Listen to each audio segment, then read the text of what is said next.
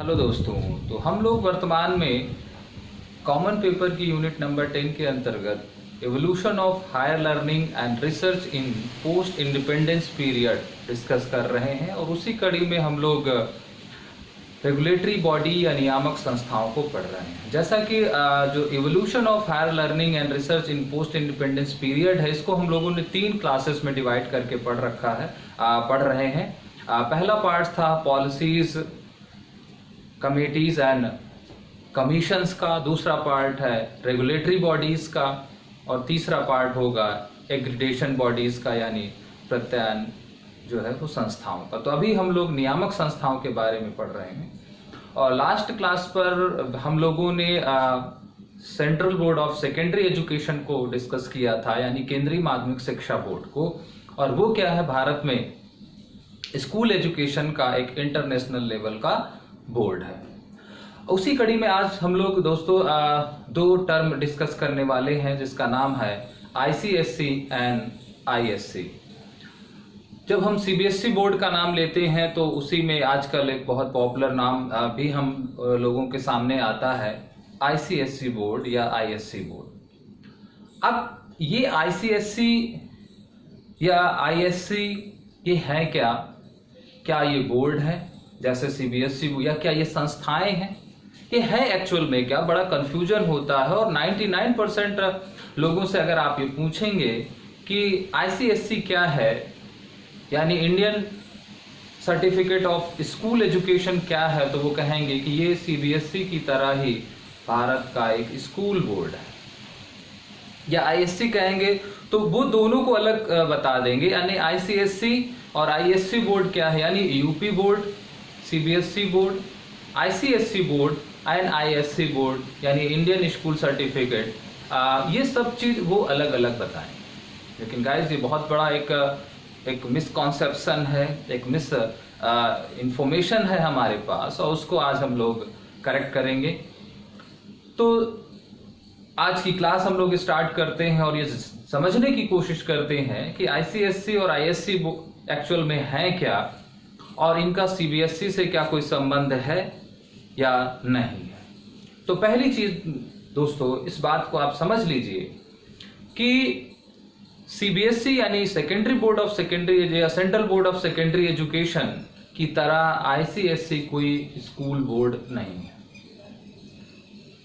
ISC कोई board नहीं है। तो ये जो 2 वर्ड आपके सामने लिखे हैं ICSE and ISC, there are not a board of school education. Both are the examination of school education. ये यानी ICSE क्या है, एक एग्जाम है, एक एग्जामिनेशन है। ISC क्या है, ये भी एक एग्जामिनेशन, ये कोई अथॉरिटीज नहीं है, ये कोई संस्था नहीं है। और जबकि हम यही मान करके चलते हैं कि सीबीएसई की तरह आईसीएसई क्या है, बोर्ड है। और हमें पब्लिक डोमेन में ये वर्ड सुनने को भी आता है कि आज आईसीएसई बोर्ड का रिजल्ट आ रहा है या आज आईएससी का रिजल्ट डिक्लेयर हुआ। तो जरा इसको हम करेक्ट करते हैं। तो सबसे पहले ये है क्या, ये है स्कूल एग्जामिनेशन, यानी जिसमें से सबसे पहले अगर हम एक बात समझा दें कि ये जो आईसीएसई है ये है क्या, examination of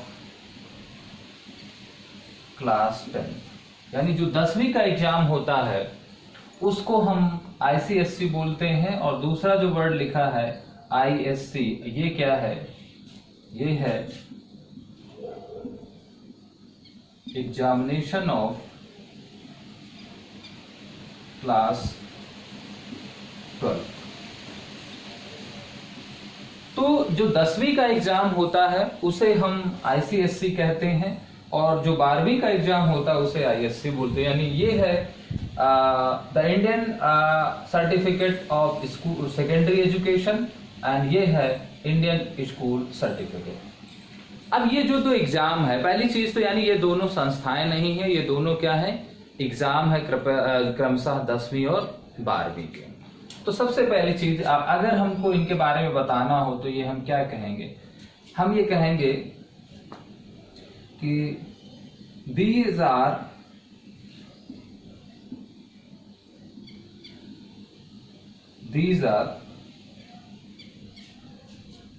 school examination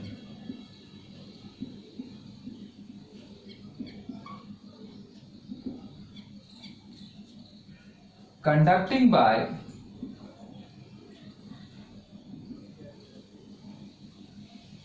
a private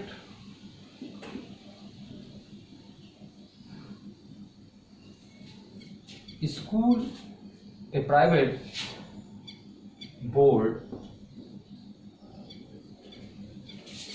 of school education in India through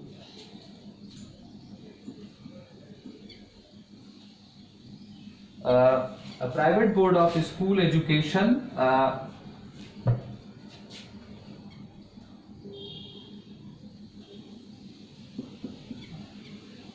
ICSC through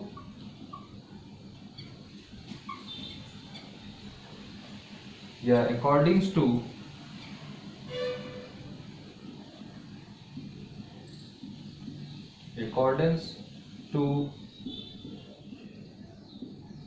recommendation of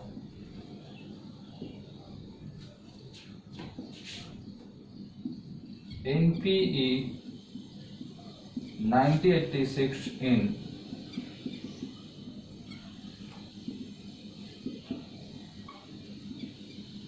English medium. This is a meaning of ICSC and ISC. अब यानी ये है क्या? सबसे पहली चीज सिंपली हमने एक बात बताई कि ये दोनों क्या है, क्रमशः ये दोनों चीजें डिफरेंट है, दोनों बोर्ड नहीं है, दोनों क्या है, एग्जामिनेशन है।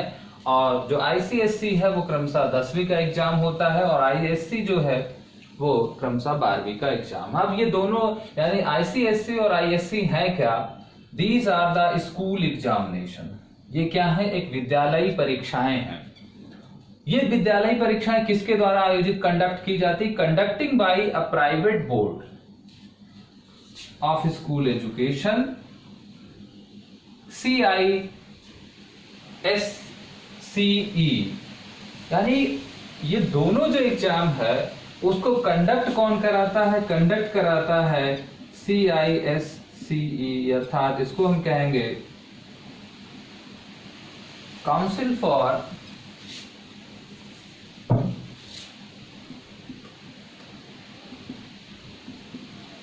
फॉर स्कूल इंडियन स्कूल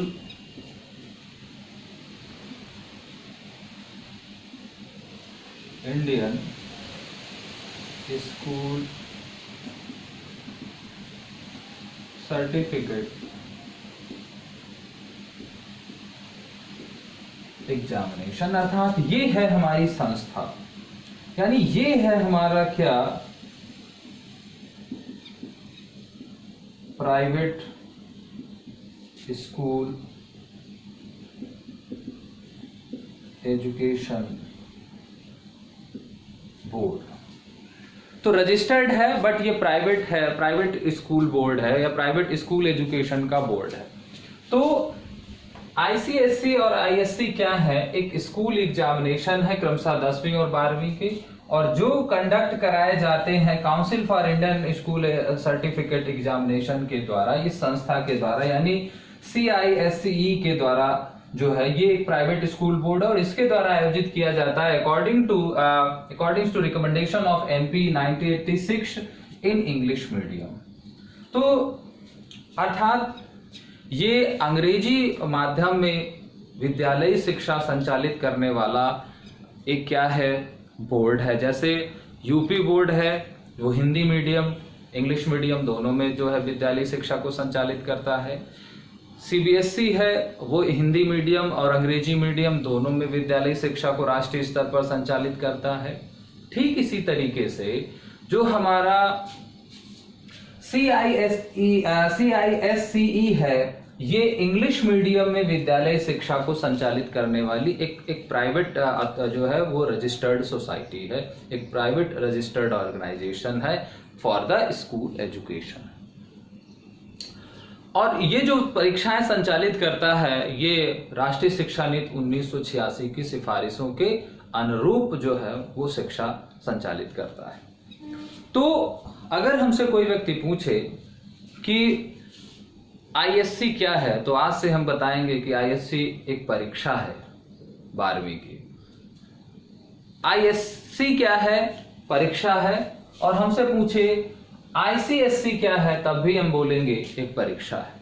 तो चाहे आईएससी कोई हमसे पूछे, चाहे आईसीएससी कोई पूछे, तो हम बताएंगे कि ये परीक्षाएं हैं। लेकिन ये परीक्षाएं आयोजित कौन कराता है, उस संस्था का क्या नाम है? तो संस्था का जो नाम है वो है council for Indian school certificate examination, यानी CISCE। तो जैसे CBSE है वैसे ही तो ये जो चीज है ये समकक्ष है CBSE के। बस फर्क क्या है कि CBSE एक गवर्नमेंट बोर्ड है स्कूल एजुकेशन का, और ये क्या है, एक प्राइवेट बोर्ड है। बस अंतर इतना है। दूसरा अंतर है कि CBSE हिंदी मीडियम और इंग्लिश मीडियम दोनों में जो है स्कूल एजुकेशन को संचालित करता है, और जो हमारा CISCE है ये केवल इंग्लिश मीडियम में शिक्षा को संचालित करता है। तो अब अगर हमसे कोई व्यक्ति कहे कि CBSE और ICSE में क्या डिफरेंस है, तो हम बताएंगे कि CBSE क्या है। CBSE एक अथॉरिटी है, एक बोर्ड है, एक इंटरनेशनल लेवल का स्कूल एजुकेशन का बोर्ड है। बट ICSE या ISC एक स्कूल बोर्ड ना होकर के स्कूल एजुकेशन के एग्जाम है, क्रमशः 10वीं और 12वीं के। लेकिन अब इन एग्जाम को कंडक्ट कराने वाली एजेंसी कौन है, कंडक्ट कराने वाली अथॉरिटी कौन है? तो वो अथॉरिटी है council for Indian school certificate examination. तो अब हम जरा इस एजेंसी के बारे में, इस ऑर्गेनाइजेशन के बारे में समझते हैं कि ये क्या है। चूंकि इस ऑर्गेनाइजेशन का संबंध इन दो परीक्षाओं से है तो इसको हम इन दोनों के परिप्रेक्ष्य में ही समझेंगे। लेकिन ये क्या है, एक प्राइवेट ऑर्गेनाइजेशन है, एक प्राइवेट बोर्ड है। ऑर्गेनाइजेशन ना कह करके हम इसको एक प्राइवेट जो है स्कूल एजुकेशन का ये बोर्ड है। अब इसकी स्थापना कब होती है और ये कब से परीक्षाएं आयोजित करवा रहा है, आदि चर्चाएं जो हम लोग इसके अंतर्गत करते हैं। इसका अस्तित्व कैसे आया, जरा हम ये समझते हैं। तो हमें बात करनी है council for Indian school certificate examinations के बारे में। ये क्या है? हमने कहा private board of school education in India. और ये क्या कंडक्ट कराता है? ये ICSE और ISC एग्जामिनेशन कंडक्ट कराता है। अब इसका एस्टैब्लिशमेंट अगर हम बात करें, इसकी स्थापना देखें तो इसका एस्टैब्लिशमेंट होता है 1967 में। और ये कब से परीक्षाएं करा रही है? कंडक्टिंग पब्लिक एग्जामिनेशन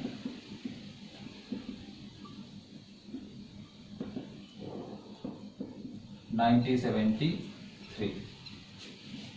एज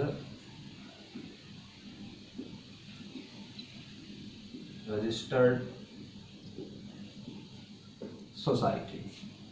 तो इसकी स्थापना जो होती है वो 1967 में यानी 1967 में होती है, और 1973 से ये जो है प्रॉपरली एग्जाम कंडक्ट कराती है। तो ये बहुत पुरानी संस्था है। CBSE 1952 में स्टैब्लिश हुई थी और उसके कुछ समय बाद ही 1967 में इसकी स्थापना हो जाती है। और ये तब से ये संस्था भारत में विद्यालय शिक्षा को अंग्रेजी माध्यम में आयोजित कराने के दिशा में एक अग्रणी संस्थान के रूप में, एक अग्रणी संस्था के रूप में council for Indian school certificate examination जो है वो काम कर रही है।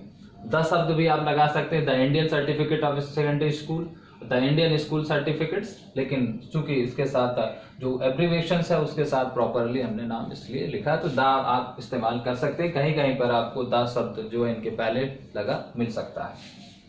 तो अब जरा इसकी गठन पृष्ठभूमि के बारे में बात करें कि ये संस्था क्यों बनाई गई। भारत में एक प्राइवेट जो है, जब इतने सारे सब राज्यों के अपने स्टेट बोर्ड हैं, सीबीएसई अलग से एक जो है वो गवर्नमेंट बोर्ड है, तो फिर ये बोर्ड की क्यों नीड पड़ी, आईसीएससी और आईएससी बोर्ड क्यों काम कर रहा है, जरा हम इसकी चर्चा करते हैं। तो इसकी थोड़ी गठन पृष्ठभूमि के बारे में चर्चा कर लें। तो कॉन्स्टिट्यूशन बैकग्राउंड थोड़ा सा देख लेते हैं।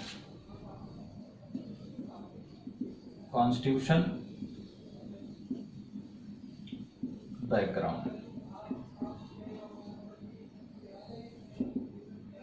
अब इसकी जो स्थापना की पृष्ठभूमि बनती है वो आजादी के समय से ही जो है वो तैयार होने लगती है। 1952 में, चूंकि एक प्रश्न आपके मन में आना चाहिए कि जब ब्रिटिश हुकूमत भारत में शासन करती थी तो उस समय भारत में चूंकि अंग्रेजी शिक्षा का बोलबाला था, मिशनरीज एजुकेशंस को प्रमोट किया जा रहा था ब्रिटिश गवर्नमेंट के द्वारा, और उस समय जो इंडियन बोर्ड होते थे, चाहे वो यूपी बोर्ड रहा हो, चाहे वो एक combined board of high school and intermediate education Rajputana रहा हो जो बाद में सीबीएसई बना, ये सब लोग हिंदी माध्यम में या भारतीय लैंग्वेजेस में ही शिक्षा को जो है वो संचालित कर रहे थे। लेकिन एक अंग्रेजी संस्थान भी भारत में, चूंकि ब्रिटिश शिक्षा का जो माध्यम था वो अंग्रेजी था, और अंग्रेजी में स्कूल एजुकेशन को संचालित करने के लिए एक था Cambridge certificate of school education. ये एक संस्था थी जो उस समय भारत में अंग्रेजी माध्यम के जो विद्यालय थे, अंग्रेजी माध्यम की जो विद्यालय शिक्षा थी उसको संचालित करते थे। तो जो कैम्ब्रिज स्कूल सर्टिफिकेट एग्जामिनेशन, ये जो एक एजेंसी थी, एक संस्था थी, उसको रिप्लेस करने के लिए 1952 में जो भारत के पहले शिक्षा मंत्री डॉक्टर अबुल कलाम आजाद थे, उनकी चेयरमैनशिप में या उनकी अध्यक्षता में 1952 में एक all India conference for certificate examination आयोजित की जाती है। यानी एक all India certificate examination conference होती है 1952 में, under the chairmanship of first education ministry of India doctor Abul Kalam Azad. और उन्होंने वो जो Cambridge certificate of school examination जो संस्था थी उसको रिप्लेस करने के लिए एक नई काउंसिल के गठन की सिफारिश की, ताकि वो जो ब्रिटिश संस्था है उसका अस्तित्व खत्म हो जाए और भारत में अंग्रेजी शिक्षा से विद्यालय शिक्षा को संचालित करने के लिए एक नई जो है परिषद, एक नई संस्था का गठन हो सके। तो इसकी जो गठन पृष्ठभूमि, इसकी जो आधारशिला बनती, इसकी जो पृष्ठभूमि बनती है वो बनती है 1952 में। और 1952 में क्या होता है, all India certificate examination conference होती है। और किसकी अध्यक्षता में, under the chairmanship of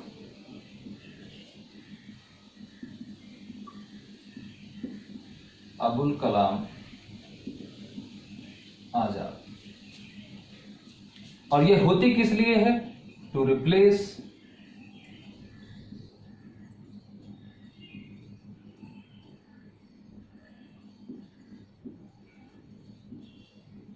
Cambridge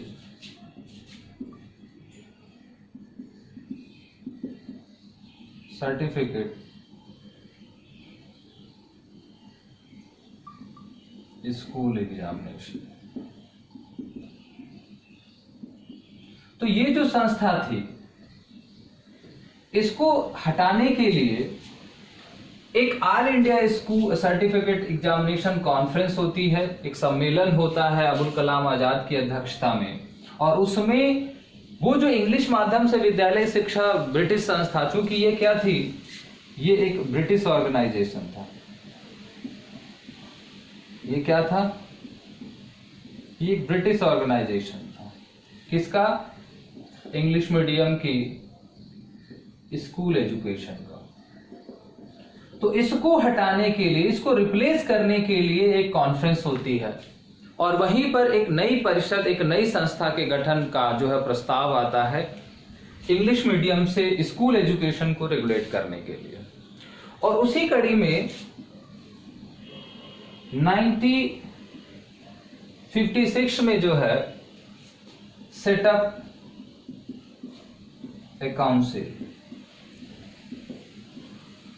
और 1956 में क्या है वो काउंसिल, यानी जो हमारा council for Indian school certificate examination है, ये संस्था बन जाती है। और फिर 1960 में क्या होता है,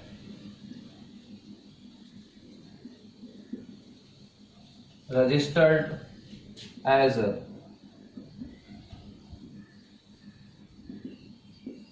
सोसाइटी। तो और 1967 में यानी 1967 में ये एक रजिस्टर्ड सोसाइटी के रूप में, एक पंजीकृत संस्था के रूप में अस्तित्व में आती। इसीलिए हम इसकी जो स्थापना मानते हैं वो मानते हैं 1967, क्योंकि तभी इसका जो है वो रजिस्ट्रेशन हुआ।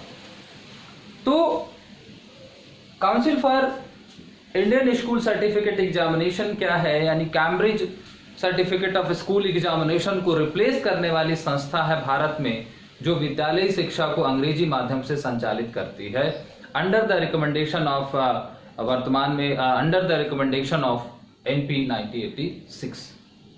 और इसमें CBSE की तरह ही NCERT जो है वो करिकुलम फॉलो किया जाता है। इसमें भी 10वीं 12वीं का अपना एक इनका कंटेंट है, करिकुलम है, ठीक है। और ये भी क्या होती है, ये संस्था भी क्या है, एफिलिएशन देती है। अब अगर हम council for Indian school certificate examination के कार्यों या फंक्शंस के बारे में बात करें तो इसके फंक्शंस वही हैं जो CBSE के फंक्शंस हैं, चाहे वो स्कूल एजुकेशन की एक्टिविटी जो एकेडमिक एक्टिविटीज है उनको अपग्रेड करना हो, चाहे वो भारत में विद्यालय शिक्षा का उन्नयन हो, चाहे वो भारत में स्कूल एजुकेशन से जुड़े हुए इंस्टीट्यूशंस का एफिलिएशन हो, रिकॉग्निशन हो, रेगुलेशन हो, उसका प्रमोशन एवं सपोर्ट्स के लिए तमाम एक्टिविटीज हो।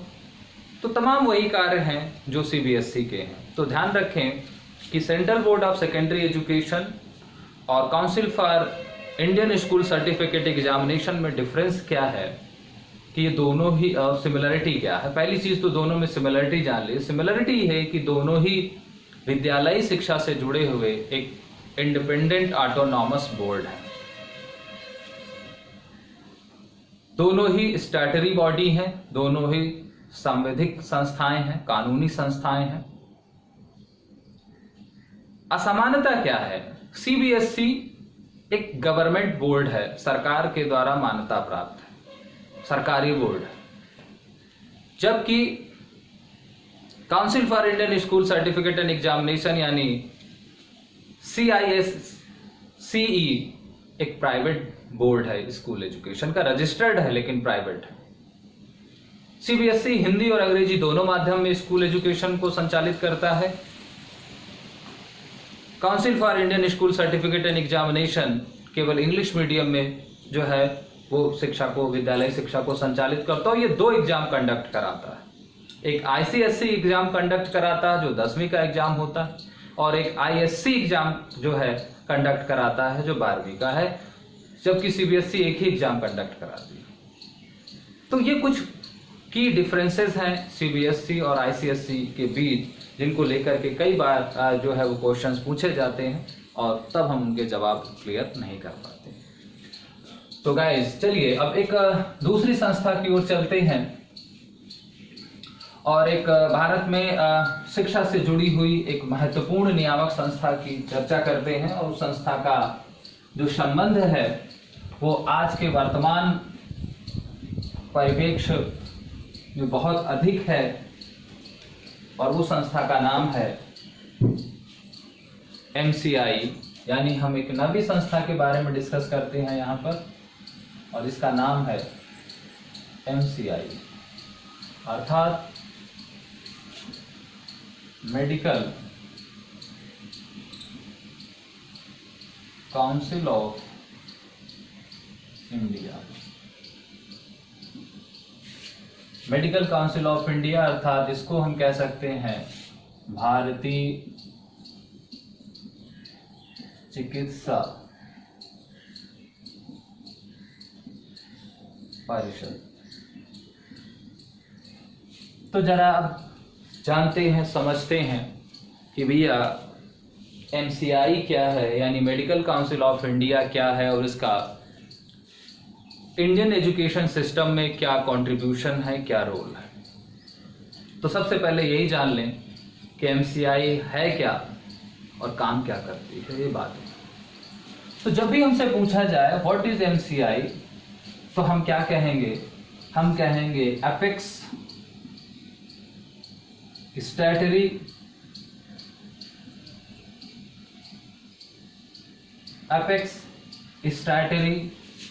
Autonomous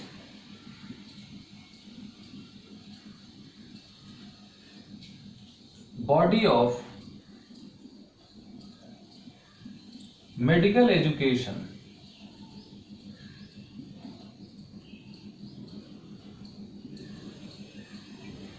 in India.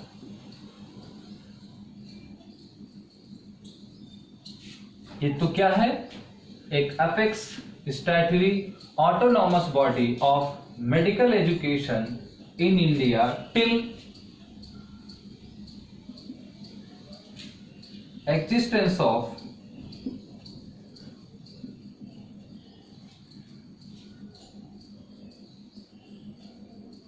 NMC अर्थात नेशनल मेडिकल कमीशन।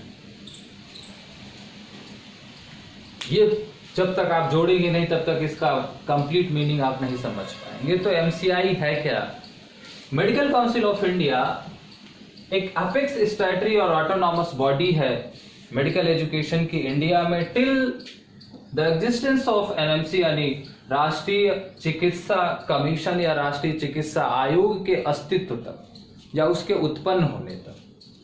क्योंकि 2019 में नीति आयोग ने MCI को डिसॉल्व कर दिया, एबॉलिश्ड कर दिया गया, और उसके स्थान पर यानी इस संस्था को समाप्त करके नेशनल मेडिकल कमीशन की स्थापना की सिफारिश की नीति आयोग ने, और उस आयोग की सिफारिश पर इससे संबंधित जो बिल है वो पार्लियामेंट में जो है वो पेंडिंग है, और बहुत जल्द हमको NMC या नेशनल मेडिकल कमीशन देखने और कार्य करते हुए मिलेगा भारत में चिकित्सा शिक्षा के संदर्भ।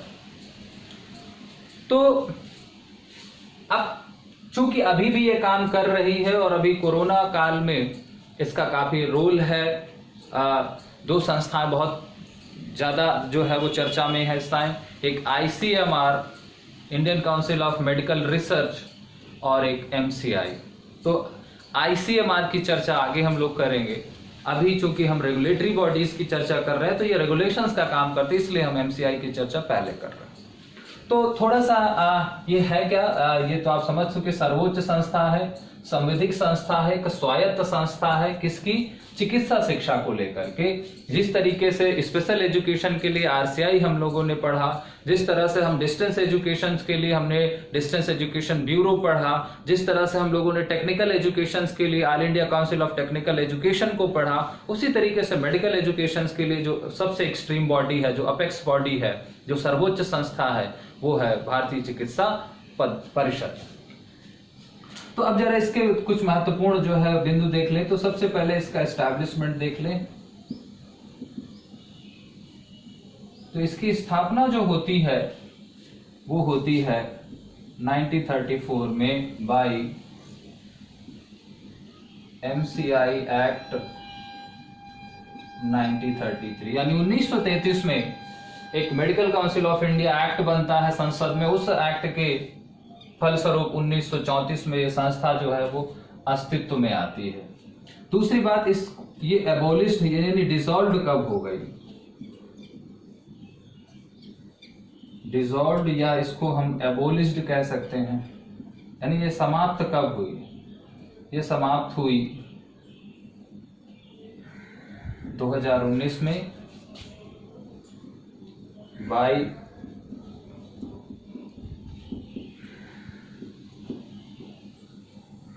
NITI Aayog recommendation.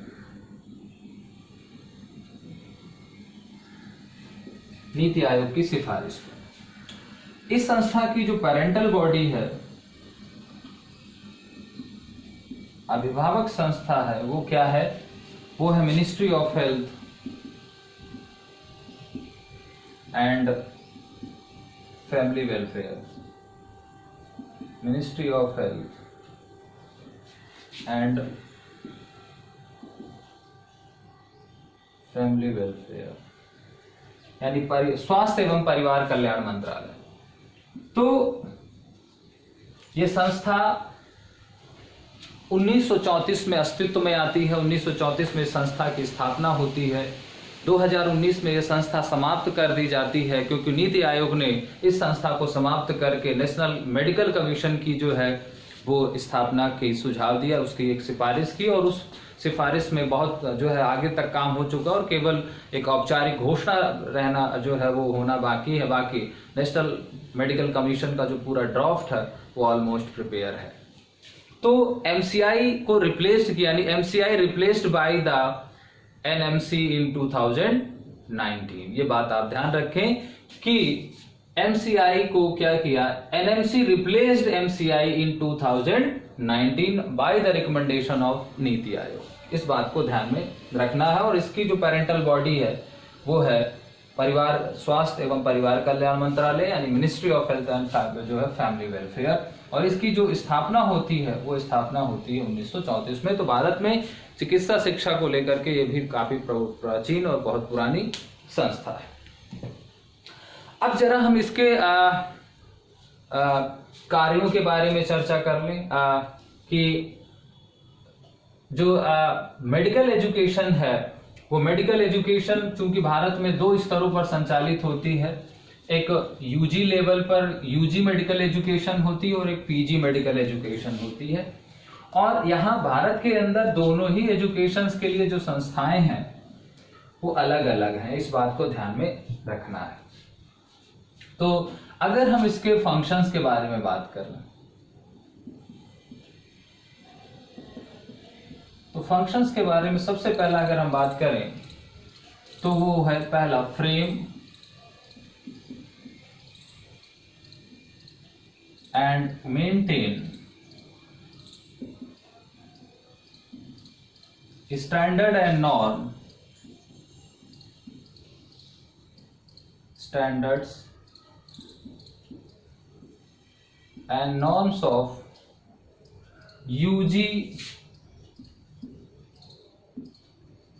medical education in India। अर्थात जो स्नातक स्तर पर यूजी मेडिकल एजुकेशन है उसके नॉर्म्स और स्टैंडर्ड्स को मेंटेन करने की रिस्पॉन्सिबिलिटी एमसीआई की है। अर्थात एमबीबीएस लेवल पर, एमडी या एमएस लेवल पर, पीजी लेवल पर नहीं। अब पीजी लेवल पर क्या करता है, पीजी लेवल को कौन मॉनिटर करता है? दूसरा, regulation of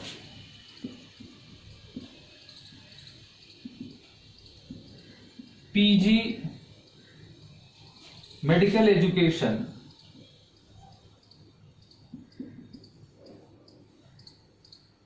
of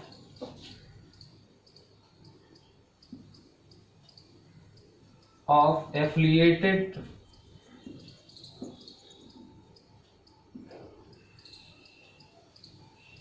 institutes from NBA अर्थात national board of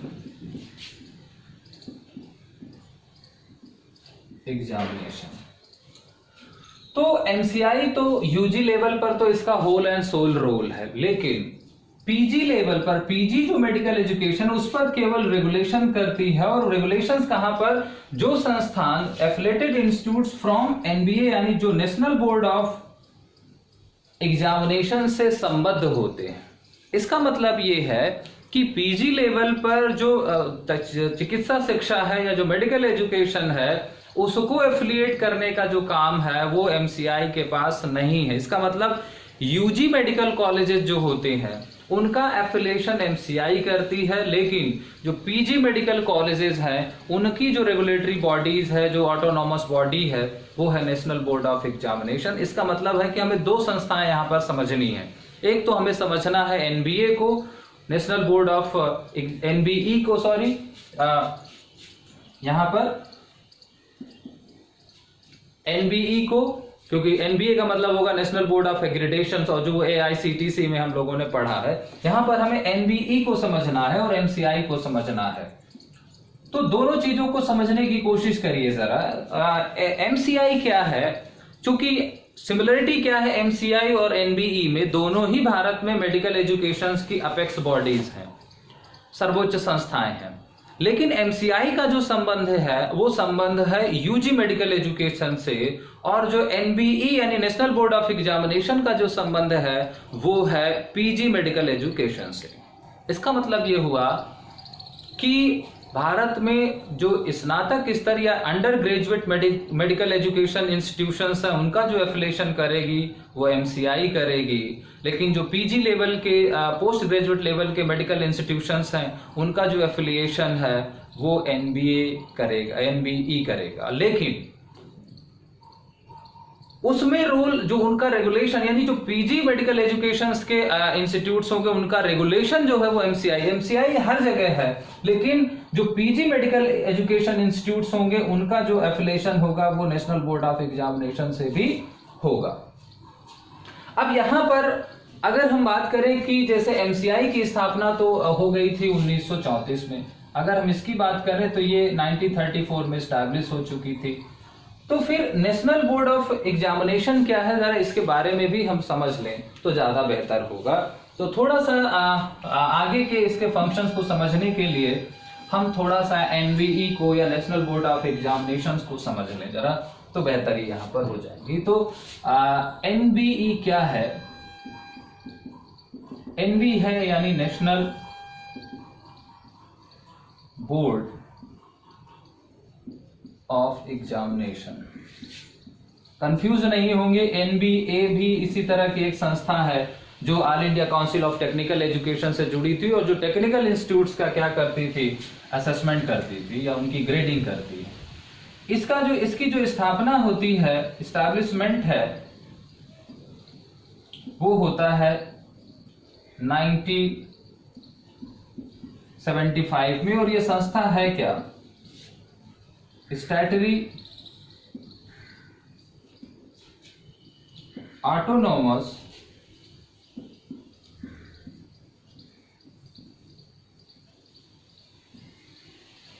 body of PG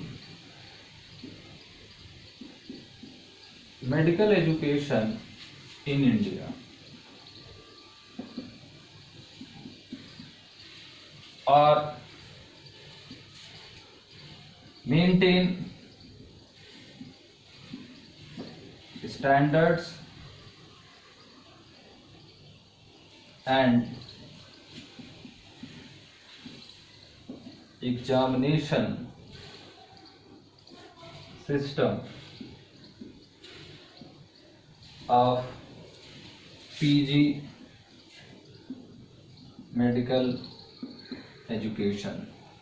चौथा इसका काम देख लें तो affiliation of PG medical education institutions. तो कंफ्यूज नहीं होंगे गाइज यहां पर, क्योंकि एनबीई का जो रोल है वो मेडिकल एजुकेशन से भी ही है, लेकिन इसका संबंध अलग है और इसकी स्थापना भी अलग होती है, और ये भी कुछ एमसीआई स्तर की ही स्टैट्यूटरी ऑटोनॉमस बॉडी है, लेकिन इसका संबंध क्या है, पीजी लेवल की एजुकेशन से है। केवल इंडिया में पीजी लेवल की एजुकेशन अर्थात affiliation of PG medical education institutions, यानी जो परस्नातक स्तर पर एमडी एमएस लेवल पर जो चिकित्सा शिक्षा उपलब्ध कराने वाले संस्थान है, विश्वविद्यालय हैं, उनको संबद्धता प्रदान करना। लेकिन उन विश्वविद्यालयों में भी एमसीआई का रोल है, क्योंकि इन संस्थानों का भी जो नियामक है वो नियामक एमसीआई भी करेगा। लेकिन ये संस्था यानी जो पीजी मेडिकल इंस्टीट्यूट्स होते हैं उनको दो जगह से जो है वो रेगुलेशन कराना पड़ता है, उनको एमसीआई से भी जो है वो अटैच होना पड़ता है, और उनको नेशनल बोर्ड ऑफ एग्जामिनेशन या एनबीई से भी अटैच्ड होना पड़ता है। तो इसकी संस्था यानी जब भी आपको चिकित्सा शिक्षा के बारे में बात की जाए तो यूजी लेवल पर आप ध्यान रखें मोटे तौर पर एमसीआई, और पीजी लेवल पर जो है national board of examination. MCI की स्थापना 1934 में हो जाती है, एमसीआई एक्ट 1933 के द्वारा, और जो नेशनल बोर्ड ऑफ एग्जामिनेशन है इसकी स्थापना 1975 में होती, काफी बाद में, अर्थात बाद में जो है वो परास्नातक शिक्षा या पीजी मेडिकल एजुकेशन को इंडिपेंडेंट एक बॉडी, एक इंडिपेंडेंट ऑटोनॉमस बॉडी के हवाले किया जाता है। तो आज दोनों संस्थाएं जो है मिलजुल करके भारत में चिकित्सा शिक्षा के परिप्रेक्ष्य में काम करती हैं। खैर, तो अगर हमने एमसीआई और एमबीई के बीच के रिलेशनशिप को समझा और उनके बीच के डिस्क्रिमिनेशन को समझा, तो इसके बाद हम एक तीसरा कार्य जो देखते हैं एमसीआई का, चूंकि बहुत सारे कार्य थे, तो तीसरा अगर हम फंक्शन देखें एमसीआई का तो वो है promotion and support, promotion and support of medical education through conducting seminar and conferences on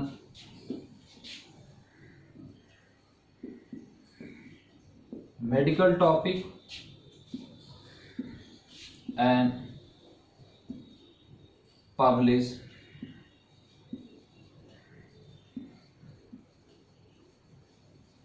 journals.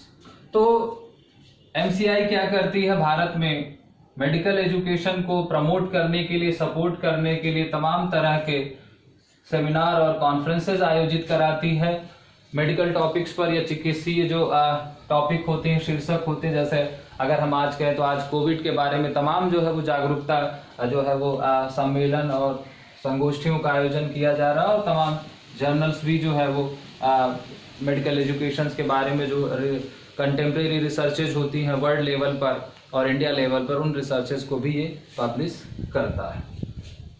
इसके अलावा अगर हम बात करें, सबसे महत्वपूर्ण जो कार्य है वो है to maintain national medical register. National medical register से इसका मतलब है registrations of doctor, registration of doctors, क्योंकि डॉक्टर को प्रैक्टिस शुरू करने से पहले अपना एमसीआई में एक रजिस्ट्रेशन कराना पड़ता है। जैसे हम लोगों ने आरसीआई में देखा था कि आरसीआई का काम क्या था कि जो स्पेशल एजुकेशन के प्रोफेशनल होते हैं उनको प्रैक्टिस और टीचिंग करने के लिए रिहैबिलिटेशन काउंसिल ऑफ इंडिया में रजिस्ट्रेशन कराना पड़ता है, यानी कोड लेना पड़ता है। ठीक उसी तरीके से डॉक्टर को अपनी प्रैक्टिस करने के लिए एक लाइसेंस मिलता है। तो एक तरीके से ये जो डॉक्टर्स होते हैं उनको उनकी प्रैक्टिस के लिए उनको एक तरीके से एक रजिस्ट्रेशन नंबर या लाइसेंस प्रोवाइड करने का काम भी एमसीआई ही करती है। जब तक कि आप एमबीबीएस कर लीजिए, आप एमएस कर लीजिए, जब तक कि आपका एमसीआई में रजिस्ट्रेशन नहीं होगा तब तक आप कोई भी प्रैक्टिस या कोई भी ट्रीटमेंट या इलाज नहीं कर सकते, जब तक कि आपका रजिस्ट्रेशन नहीं होगा। तो ये क्या करती है, एक नेशनल मेडिकल रजिस्टर बनता है। और नेशनल मेडिकल रजिस्टर्स का मतलब क्या है कि रजिस्ट्रेशन ऑफ नेवली जो है डॉक्टर्स, जो नए नए डॉक्टर्स हैं उनका रजिस्ट्रेशन नंबर जो है, उनका लाइसेंस उनको प्रोवाइड किया जाता है। और एक पांचवा और अंतिम कार्य अगर हम बात करें तो वो है रिकॉग्निशन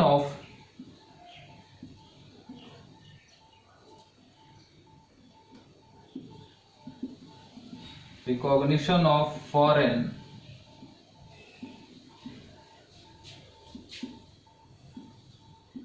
मेडिकल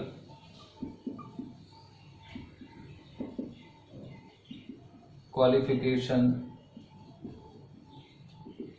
इन इंडिया।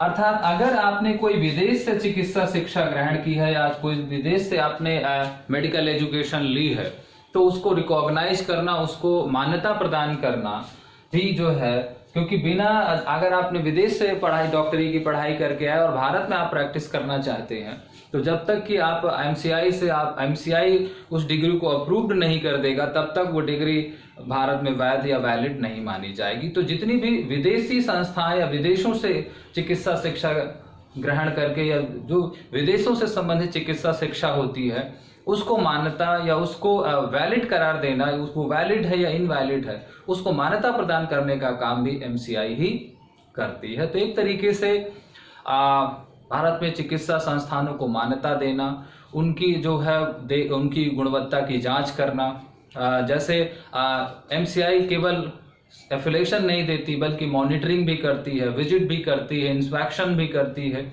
और अगर किसी मेडिकल कॉलेज में एमसीआई के नॉर्म्स पूरे नहीं होते तो उसकी संबद्धता या उसकी मान्यता समाप्त भी कर देती है। तो चिकित्सा संस्थानों को मान्यता देना, उनकी मान्यता को समाप्त करना, चिकित्सा संस्थानों चिकित्सा शिक्षा के विस्तार प्रसार के लिए तमाम काम करना, जो यूजी चिकित्सा संस्थान है उनको तो होल एंड सोल देखना, पीजी संस्थानों का भी रेगुलेशन करना, जो नेशनल बोर्ड ऑफ एग्जामिनेशन से जो है संबद्ध है, उन पर भी जाकर के उनकी भी जो है देख रेख करना, उनकी गुणवत्ता को बनाए रखने की दिशा में प्रयास करना, चिकित्सा शिक्षा के लिए विभिन्न शीर्षक पर, टॉपिक्स पर कॉन्फ्रेंस और सेमिनार्स का आयोजन कराना देश भर में, डॉक्टरों का जो है नेशनल मेडिकल रजिस्टर मेंटेन करना या डॉक्टर्स को प्रैक्टिस के लिए लाइसेंस प्रोवाइड करना, विदेशी जो चिकित्सा शिक्षा है उसका रिकॉग्निशन करना, उसको वैलिड घोषित करना, उसको मान्यता प्रदान करना, आदि सभी कार्य जो है वो मेडिकल काउंसिल ऑफ इंडिया के अंतर्गत ही संचालित होते हैं। तो गाइस, आज की कक्षा में इतना ही रखते हैं। आगे और भी तमाम संस्थाएं होंगी, चाहे वो हम बार काउंसिल ऑफ इंडिया के बारे में बात करें या डेंटल काउंसिल ऑफ इंडिया के बारे में बात करें या फार्मेसी काउंसिल ऑफ इंडिया के बारे में। तो मेडिकल एजुकेशन की चर्चा चली है, तो अगली कक्षाओं में, अगली वीडियोस में हम लोग भारत में चूंकि चिकित्सा शिक्षा का बहुत विस्तार है और ये एलोपैथी के बारे में बात हो रही है, यहाँ पर अभी हमने ना तो होम्योपैथी के बारे में बात की है, ना यहाँ पर हमने डेंटल एजुकेशन के बारे में बात की, ना फार्मेसी एजुकेशन के बारे में बात की। तो अगर हम मेडिकल एजुकेशन के बारे में बात करेंगे तो डेंटल एजुकेशन अलग है, फार्मेसी एजुकेशन अलग है, होम्योपैथी एजुकेशन अलग है। अभी ये केवल एलोपैथी के बारे में बात है। तो भारत में चिकित्सा शिक्षा को लेकर के 3 और स्वायत्त संस्थाएं हैं, लेकिन चूंकि सबसे बड़ा जो शिक्षा का जो दायरा है वो एलोपैथी है, तो उसमें एमसीआई और नेशनल बोर्ड ऑफ एग्जामिनेशन का सबसे बड़ा रोल है, इसलिए हम लोगों ने सबसे पहले इनकी चर्चा की। और प्रोफेशनल एजुकेशन में एक संस्था और भी हम डिस्कस करेंगे जिसका नाम होगा बार काउंसिल ऑफ इंडिया, यानी भारतीय विधिक परिषद, जो भारत में लीगल एजुकेशन की एक अपेक्स बॉडी होगी। लेकिन ये सारी चर्चाएं अगली वीडियोस में, आज इतना ही। तो thank you so much guys for the watching video, and अगर आपको वीडियो अच्छी लगी हो तो लाइक शेयर ज़रूर करिएगा, ताकि अधिक से अधिक लोगों तक ये पहुँच सके और वो भी इससे बेनिफिटेड हो सके। तो at last, thank you so much for the joining us, take care, bye bye.